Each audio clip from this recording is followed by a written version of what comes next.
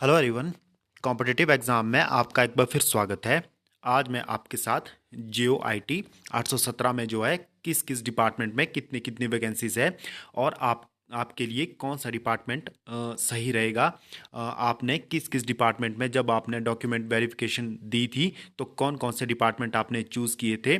और तो ये जानना आपके लिए इम्पोर्टेंट रहेगा कि किस किस डिपार्टमेंट में आपके जो प्रमोशंस होते हैं जिनके चैनल अच्छे से रहते हैं, यहाँ पर ये भी मैं डिस्कस करूँगा।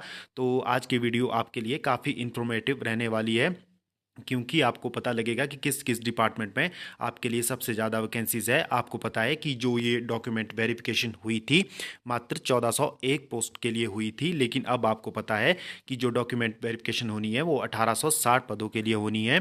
तो उस हिसाब से जो है डिपार्टमेंट इसमें और ऐड होंगे। तो जिस समय ये डीवी हुई थी तो उस समय इसमें 63 के करीब डिपार्टमेंट है, जिस जो मैं आपको आगे बताऊंगा। तो आप देख सकते हैं कि category wise tentative breakup of post for the post of junior office assistant IT, post code 817, subject to the revised breakup of received from the remaining requisition authority and the final disposal of SLP filled by the petitioner in the Honorable Supreme Court of India। तो आप देख सकते हैं कि ये जो जब supreme court में केस चल रहा था उससे जो पहले ये डॉक्यूमेंट वेरिफिकेशन हुई थी 1401 पदों के लिए, तो उस समय जो ये ब्रेकअप जो आपका जो ये फॉर्म दिया गया था जब डॉक्यूमेंट वेरिफिकेशन हो रही थी, तो आपको इस अनुसार जो है अपने जो है पोस्ट फिलअप करनी थी। तो आप देख सकते हैं कि सबसे पहला जो डिपार्टमेंट था उस समय एक ही पोस्ट जो थी हॉर्टिकल्चर में थी, लेकिन अब जो है हॉर्टिकल्चर में लगभग 30 से 35 पद हो चुके हैं जो नए कैटेगरी में इसमें ऐड होंगे। और इलेक्शन डिपार्टमेंट में 8 वैकेंसियाँ थी और स्टाफ सिलेक्शन कमीशन जो कि भंग हो चुका है उसमें 5 पोस्टें थी। तो अब ये देखना होगा कि क्या ये अब राज्य चयन आयोग में ये पोस्टें भरी जाएंगी। इलेक्ट्रिक इंस्पेक्टरेट में और इकोनॉमिक एंड स्टैटिस्टिक्स में 3 थी, और technical education and vocational training में जो थी 53 पोस्टें थी। और एचपी स्टेट कॉरपोरेटिव मिल्क जो प्रोड्यूसर ये फेडरेशन है उसमें 13 थी। और इंडस्ट्रियल डिपार्टमेंट में आप देख सकते हैं 2 थी, और डिविजनल कमिश्नर शिमला और जनरल इंडस्ट्री कॉरपोरेशन लिमिटेड में 1 थी। और प्रिजनर एंड कॉरेक्शनल जो सर्विसेज है उसमें 3 थी। और वुमेन एंड चाइल्ड डेवलपमेंट में आप देख सकते हैं कि 42 पोस्टें थी, यानी कि सीडीपीओ ऑफिस जो रहते हैं उसमें 42 पोस्टें थी। और जल शक्ति विभाग में आप देख सकते हैं कि 41 पोस्टें थी, और पंचायती राज में 14 पोस्टें थी। और ये सक्षम गुड़िया बोर्ड जो कि एक नया पोस्ट क्रिएट की गई है जिस जो आपको सेक्रेटरीट में ही देखने को ही मिलेगी, इसमें 1 पोस्ट है। और म्यूनसिपल कॉरपोरेशन में 2 थी, और रियल एस्टेट में 5 थी, और टाउन एंड कंट्री प्लानिंग में 12 थी, और लेबर एंड एम्प्लॉयमेंट में 20 पोस्टें थी। और एग्रीकल्चर में 66 पोस्टें थी, आप देख सकते हैं। और उसके अलावा भी एग्रीकल्चर में कुछ पोस्टें बाद में और ऐड हुई थी। तो आप देख सकते हैं कि एग्रीकल्चर जो डिपार्टमेंट है उसमें भी काफ़ी पद आपको देखने को मिलेंगे। और टूरिज्म एंड सिविल एविएशन और अर्बन डेवलपमेंट में आप देख सकते हैं कि जिसमें कि आपके पास म्यूनसिपल परिषद काउंसिल या नगर परिषद या नगर पंचायत आते हैं, उसमें 27 पोस्टें हैं। और आप देख सकते हैं कि डीसी कुल्लू में 6 पोस्टें हैं। और एचपी जो स्टेट हैंडीक्राफ्ट हैंडीलूमन है उसमें 3 है। और म्यूनसिपल कॉरपोरेशन शिमला के लिए स्पेशल 17 पोस्टें आप देख सकते हैं। और H P institute of public administration यानी कि हिप्पा, आप देख सकते हैं कि इसमें भी 5 पोस्टें हैं हिप्पा में, जो आपको वहीं पर देखने को मिलेगी। और उसके बाद डिविजनल कमिश्नर मंडी में 1 पोस्ट थी, और अर्बन डेवलपमेंट में 1 थी। और उसके बाद जो सबसे ज़्यादा पोस्टें थी वो आपके हायर एजुकेशन में थी। हायर एजुकेशन में आप देख सकते हैं कि 358 पोस्टें जो थी सबसे ज़्यादा हायर एजुकेशन में थी। और उसके बाद आप देख सकते हैं कि डीसी सिरमौर में 24 पोस्टें थी। और एडवाइज़र प्लानिंग के जो रहते हैं उस डिपार्टमेंट में 4 थी। और food and civil supply consumer affair में 15 पोस्टें हैं। और treasury and accounts and lottery department में आपके पास 21 पोस्टें हैं। कॉरपोरेशन में आपके पास 2 है। और डीसी शिमला में 15 है। हेल्थ एंड फैमिली वेलफेयर में 22 है। आयुर्वेदा में 10 है। तो आप देख सकते हैं एक्साइज एंड टैक्सेशन ये सबसे बड़ी, जिसके लिए बहुत से कैंडिडेट जब उन्होंने अप्लाई किया था तो रेगुलर पोस्ट के लिए अप्लाई किया था, तो आप देख सकते हैं कि 26 जो पोस्ट हैं आपकी रेगुलर बेसिस पे फिल होंगी, जो कि एक्साइज एंड टैक्सेशन डिपार्टमेंट में है। और उसके बाद सेटलमेंट ऑफिस 1 पोस्ट रहेगी। और एक्साइज एंड टैक्सेशन में आपके पास आप देख सकते हैं कि 26 इसमें आपके पास रेगुलर है, और 26 27 जो है आपके कॉन्ट्रैक्ट बेसिस पर भी ये रहने वाली है। तो आगे मैं आपको बताऊंगा कि कौन सा डिपार्टमेंट आपके लिए अच्छा रहेगा। और इकोनॉमिक एंड स्टैटिस्टिक्स में एक है, और HP state civil supply corporation आप दे सकते हैं कि जितने भी आपके सोसाइटीज़ रहती हैं उसमें सिविल सप्लाई जो कॉरपोरेशन है उसमें आपके पास 72 पोस्ट हैं। और उसके बाद जो है HP state forest corporation development corporation जिसमें 13 है। और एच पी डब्ल्यू डी में जो है 21 पोस्टें हैं। तो इसमें कुछ पोस्टें बाद में भी ऐड हुई है, तो आप दे सकते हैं। और उसके बाद एचपी स्टेट इलेक्ट्रिसिटी बोर्ड जिसमें कि सबसे ज़्यादा हायर एजुकेशन के बाद सबसे ज़्यादा पद आपके पास इलेक्ट्रिसिटी बोर्ड में है, जिसमें कि 282 पद हैं। और डीसी सोलन में आपके पास 2 पद है। और डायरेक्टरेट जो जनरल पुलिस के रहते हैं उसमें 17 पद हैं। और हिमुडा में आपके पास 13 पद हैं। और कॉरपोरेटिव सोसाइटीज़ जो जिसमें कि 33 पद है, लेकिन बाद में इसमें और 30 के करीब पद ऐड हुए हैं, तो आप देख सकते हैं। और उसके बाद जो जितने पद ऐड हुए हैं, और आपको पता है कि इसमें डिपार्टमेंट 73 या 74 के करीब है, तो आपको इलेक्ट्रिसिटी बोर्ड में भी इसमें पोस्टें बढ़ती हुई देखने को मिल जाएगी। और इसके अलावा एग्रीकल्चर, हॉर्टिकल्चर और जो है और भी इसमें डिपार्टमेंट है वो भी इसमें ऐड होंगे, तो आप देख सकते हैं।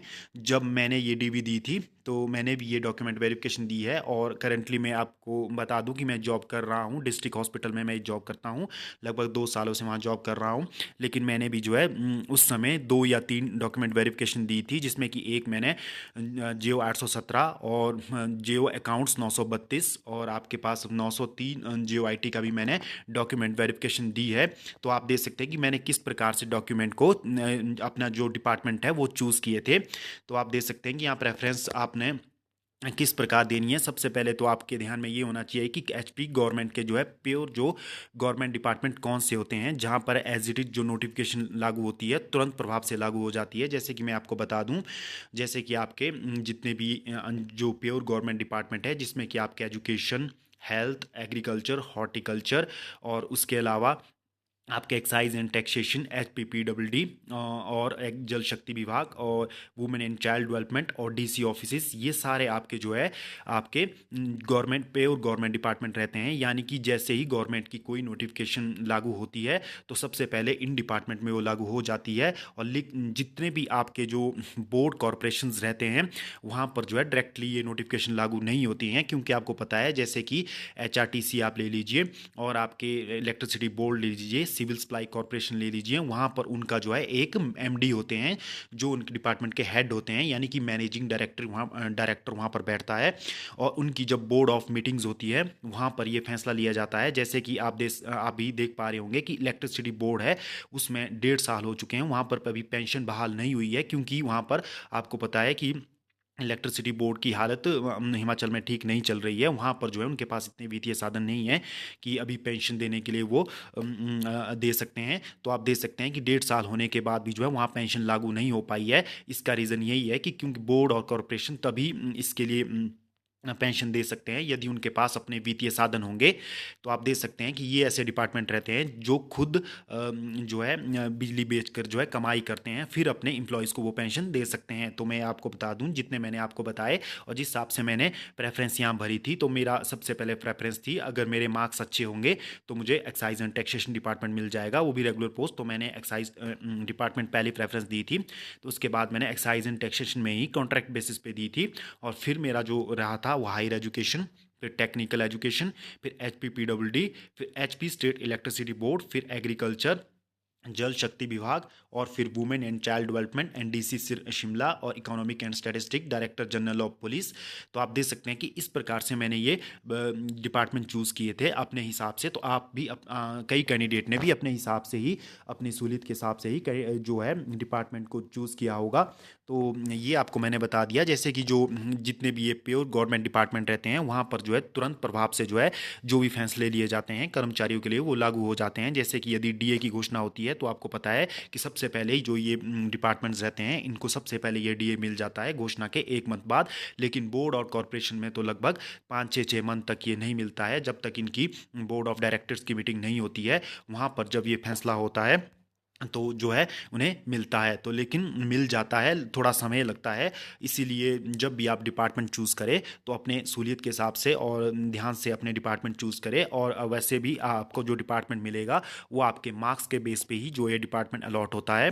तो बाकी आप अभी जो डॉक्यूमेंट वेरिफिकेशन होनी है, तो आपको पता है कि आपको अपने हिसाब से जो है डॉक्यूमेंट वेरिफिकेशन अपनी समझ से देना है कि आपको कौन सा डिपार्टमेंट आपके घर के पास आपको चाहिए। तो आपको जैसे पता होगा कि एजुकेशन एक बहुत बड़ा डिपार्टमेंट है, आपको हर जगह स्कूल्स मिल जाएंगे और पीडब्ल्यूडी डिपार्टमेंट्स आपको हर जगह मिल जाएंगे। और उसके अलावा आपके पास और भी डिपार्टमेंट है, जैसे कि डीसी ऑफिस की जो जॉब रहती है वो आपके डीसी ऑफिस के थ्रू जितने भी एसडीएम ऑफिस आते हैं वहाँ पर आपकी जॉब लग सकती है। और लेबर एंड एम्प्लॉयमेंट भी हर तहसील में रहता है, वहाँ पर भी आपकी जॉब लग सकती है। तो आप इस प्रकार से डिपार्टमेंट चूज़ कर सकते हैं। तो आज की वीडियो में बस इतना ही, मैं आपके लिए ये डिपार्टमेंट की प्रेफरेंस लेकर आ गया था। तो आपको अपने समय से जब भी अब डॉक्यूमेंट वेरिफिकेशन होगी तो इस महीने आपको जरूर जो है JO 817 पे जो है कोई नोटिफिकेशन देखने को मिल जाएगी। तो आपको जो है इस मंथ डीवी के रिगार्डिंग कोई ना कोई नोटिफिकेशन जरूर देखने को मिलेगी या रिवाइज रिजल्ट आ सकता है इस मंथ। तो आप हमारे चैनल के साथ जुड़े रहिए, जैसे ही कोई नोटिफिकेशन आती है तो मैं आपको अपने चैनल पर इसके रिगार्डिंग अवेयर करवा दूंगा। धन्यवाद।